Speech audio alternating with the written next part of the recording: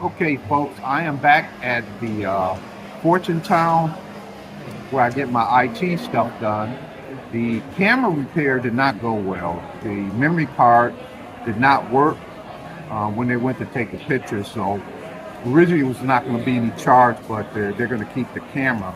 But I came here as well as to pick up this ring, and the shop owner resized this ring. I had a ring guard on it, and I had bought this ring in Alexandria, Egypt. It's sterling silver. Now, it's not a ruby. He asked me, what do you think this stone is? I said, I think it's a ruby.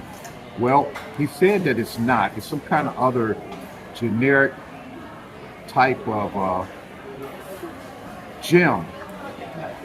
But he resized it. It cost $14. In Atlanta at Greenbrier Mall, the cost would have been $40 to get this ring. But look how he polished it up. Look how nice it looks. I never knew that this ring I paid about $40 for in Egypt was so beautiful. And I'm here having my lunch. I'm going to show you. This is hot and sour beef noodles. So one of the things for me here in Thailand is to establish a relationship with the vendors. As I mentioned, I stopped by and said hello to the lady that fixed my Apple laptop.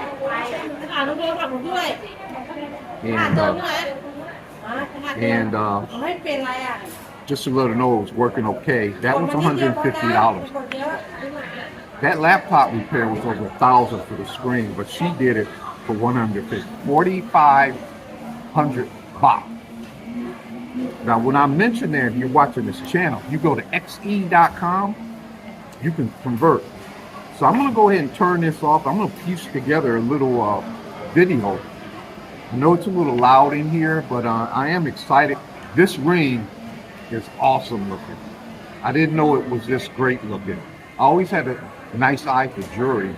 You know, I bought this thing here too.